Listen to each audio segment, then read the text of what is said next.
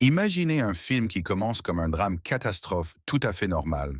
Un avion en grand danger, des passagers terrifiés, un équipage au bord de l'effondrement et un pilote qui, en réalité, ne voulait plus jamais voler. Pourtant, il se passe alors quelque chose de totalement inattendu. Chaque scène sérieuse devient un gag. Chaque pause dramatique, un moment absurde. Et d'un vol apparemment ordinaire naît l'une des comédies les plus influentes de l'histoire du cinéma. Airplane, sorti en 1981, ressemblait à première vue à un énième thriller sur la panique à 10 000 mètres d'altitude. Mais derrière les visages impassibles, les dialogues loufoques et les plaisanteries que l'on ne remarque souvent qu'au deuxième ou troisième visionnage, se cache une histoire de production presque aussi incroyable que le film lui-même. Certaines décisions étaient à risquer, certains hasards presque ridicules, et Hollywood lui-même a même tenté de maintenir ce film au sol. Once a Mansion, Hollywood voulait maintenir Airplane au sol. C'est difficile à croire, mais l'un des films comiques les plus célèbres de tous les temps a failli avoir des ennuis avant même son lancement.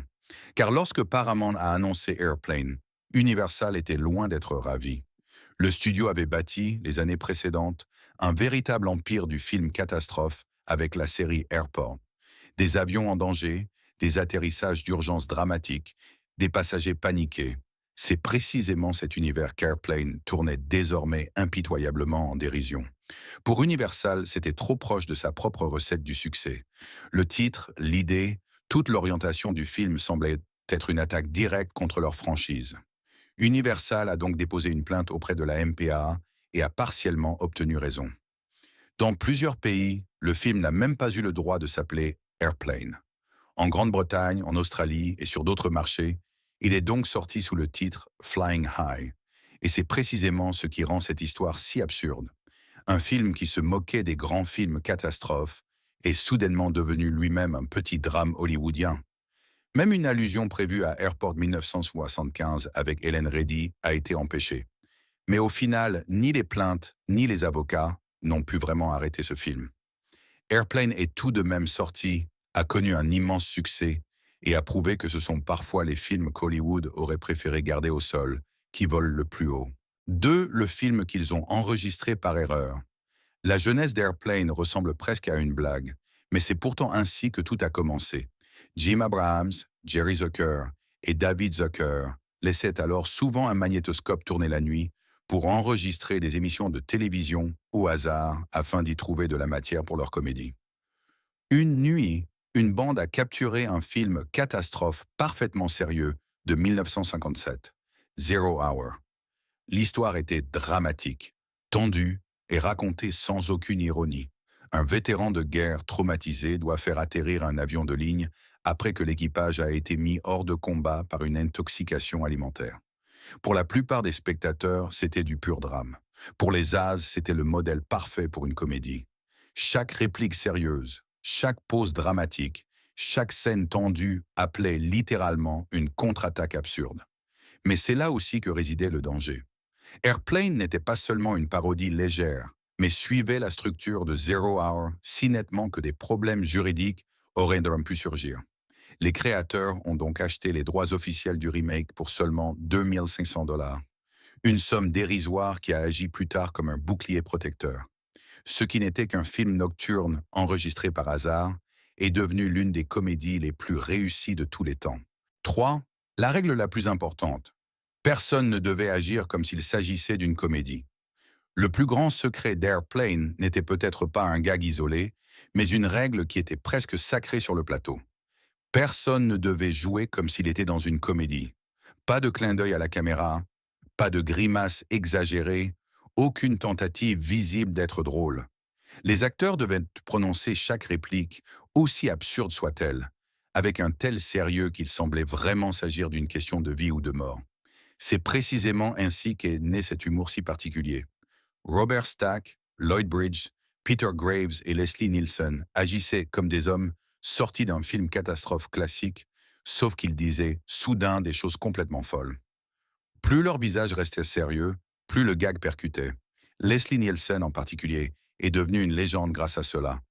Sa voix calme, son regard fixe et sa conviction totale ont rendu immortelles des phrases qui, sur le papier, semblaient presque trop idiotes. Les créateurs le savaient, dès qu'un acteur montre au public qu'il trouve sa propre blague drôle, la scène perd de sa force. Ils ont donc laissé la folie s'exprimer de manière directe. Et c'est exactement pour cela qu'Airplane fonctionne encore aujourd'hui. Le film ne réclame jamais de rire. Il reste sérieux alors que tout ce qui l'entoure devient complètement fou. 4. Leslie Nielsen est la machine à paix que personne n'a pu oublier. Avant la sortie d'Airplane, Leslie Nielsen n'était pas un comique, mais un acteur sérieux depuis des décennies. Il jouait des hommes d'autorité, à la voix calme et au regard contrôlé. C'est précisément pour cela que son casting était génial. Car lorsque Nielsen disait les plus grandes absurdités dans Airplane, il le faisait avec un air comme s'il était en train de poser un diagnostic médical. Mais en coulisses, il montrait une toute autre facette.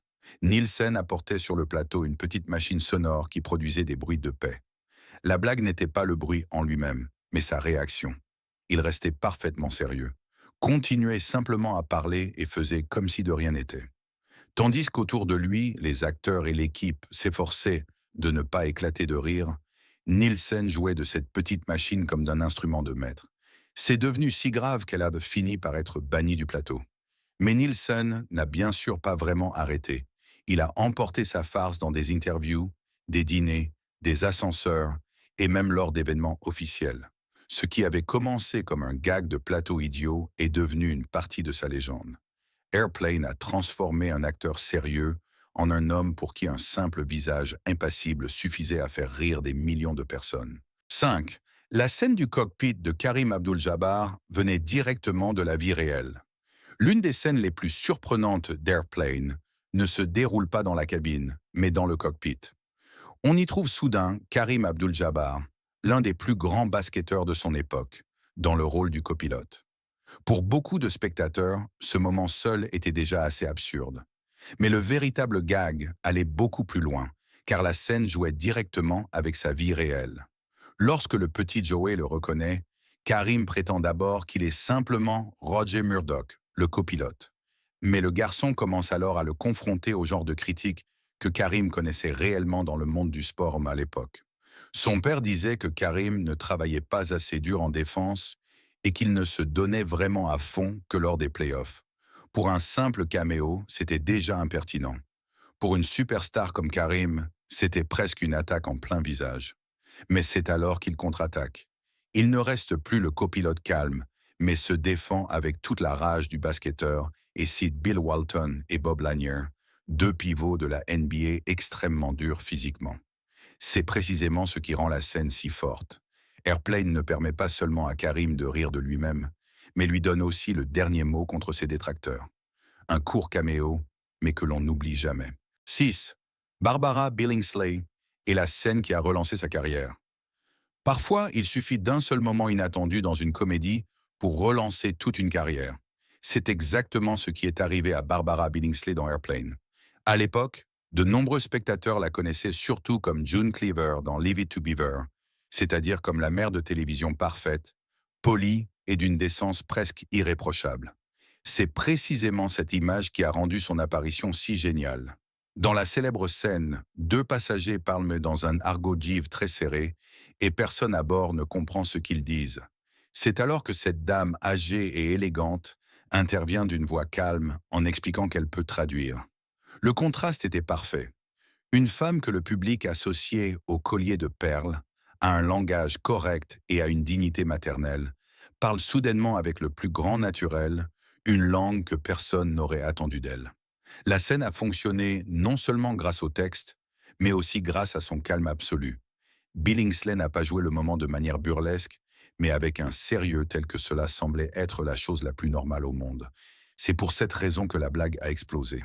Pour elle, Airplane a été plus qu'un simple caméo. Après des années avec peu de rôles, elle a de nouveau été invitée, reconnue et célébrée. Un seul vol a suffi pour bouleverser à jamais son ancienne image télévisée. 7. Environ 260 blagues en seulement 88 minutes. Airplane n'est pas seulement légendaire parce que les blagues sont bonnes, mais parce qu'elles s'enchaînent presque sans pause. En seulement 88 minutes, environ 260 gags seraient présents. Cela signifie environ 3 blagues par minute. Et c'est là que réside le rythme incroyable de ce film. À peine a-t-on ri d'une scène qu'un autre détail absurde se produit déjà en arrière-plan. Les créateurs ne voulaient pas d'une comédie qui attend patiemment chaque chute. Ils voulaient un feu nourri, un dialogue au premier plan, un panneau en arrière-plan, un bruit étrange, un regard, un mouvement, une phrase que l'on remarque à peine la première fois. Airplane est construit de telle sorte qu'il faut le voir plusieurs fois pour vraiment tout découvrir. Le son de l'avion est particulièrement malin. Bien que l'on voit un jet moderne à l'écran, on entend en fond sonore le bruit d'un avion à hélice. C'est une allusion cachée à Zero Hour, le vieux film qui a inspiré Airplane. La plupart des spectateurs ne le remarquent pas immédiatement, mais une fois qu'on le sait, on ne l'entend plus que ça. C'est précisément pour cela qu'Airplane reste si frais aujourd'hui. Le film ne cache pas seulement ses blagues dans l'image, mais même dans les bruits. Et c'est précisément pour cela qu'Airplane reste jusqu'à aujourd'hui bien plus qu'une simple comédie déjantée des années 80. Derrière les moments apparemment idiots se cachait un concept étonnamment précis, des décisions courageuses et un groupe de créateurs qui savaient exactement que l'humour véritable fonctionne parfois mieux quand personne ne rit à l'écran. Un film qui a failli être arrêté à cause de son titre, aidé d'un vieux film catastrophe enregistré par hasard, et a transformé des acteurs sérieux, des légendes du sport et des stars de la télévision oubliés en moments de comédie inoubliables. C'est peut-être la véritable raison pour laquelle Airplane fonctionne encore après tant d'années. Le film se prend totalement au sérieux, alors que tout ce qui l'entoure devient de plus en plus absurde. Et c'est ce mélange qui le rend intemporel. Laquelle de ces histoires vous a le plus surpris? N'hésitez pas à l'écrire dans les commentaires, et si vous aimez ces histoires de films nostalgiques, restez des nôtres. Car certains classiques ont, en coulisses, des histoires presque meilleures que celles à l'écran.